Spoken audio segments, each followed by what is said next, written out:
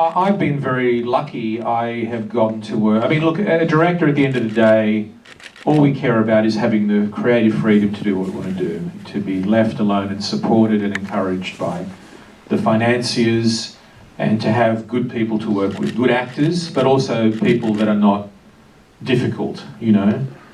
Some actors are difficult. I've been lucky. I've had, you know, and I'm going to do this, I've had really good actors, with the odd exception.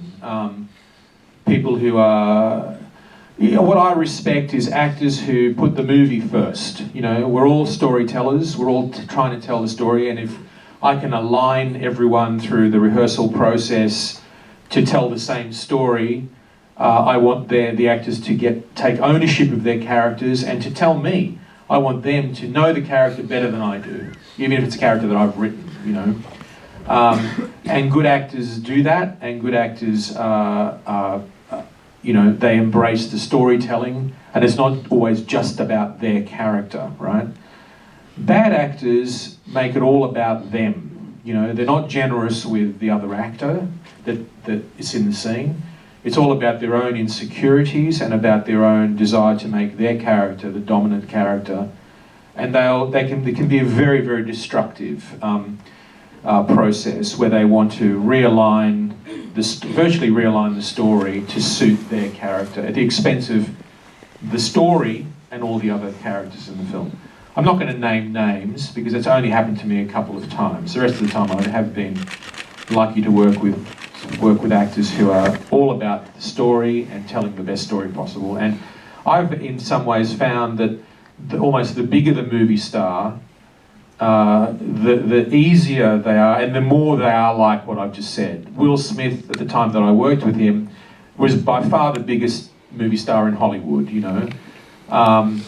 Yet he was the greatest pleasure to work with because he's such a down-to-earth guy and a very good actor. He takes the acting very seriously, but he likes to enjoy himself on the set to the point where he was making me laugh sometimes so much that I would be crying and I couldn't focus on the monitor, and I'd be begging him to stop making me laugh because I couldn't actually do my job, you know.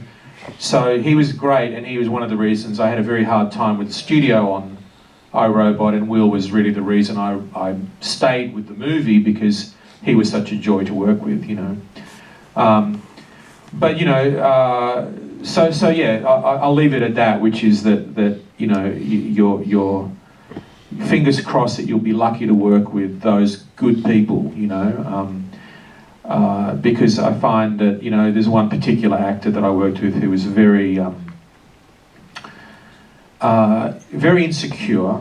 You know, the cliche of actors is they're all insecure, and to a certain extent, but that's about building the trust that I was saying so that they can trust you when you tell them something.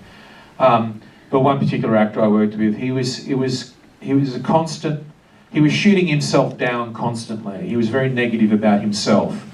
And you know, look, he was trying to do the best job possible, so I kind of forgive him for that in that respect, but he was constantly second-guessing himself, you know, changing his mind, deciding that it wasn't good enough what he was doing, wanting to change things, change dialogue, change that.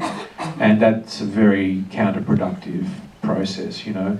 I find creativity, generally speaking, is you go with your instinct. Your first instinct is usually the best one. When you start to over-intellectualize, to doubt yourself, to second-guess things constantly, to go, you know, is this good enough? Will people like this? Will people like me? Will people blah, blah, blah? As soon as you start doing that, that's the end. You know, that's a very destructive process, you know. Go with your immediate instinct, your passion, and the struggle is to try and retain that for the duration of a movie, which can be years. You try and keep remembering what it was that your first spark of inspiration and excitement you had when you first came up with an idea.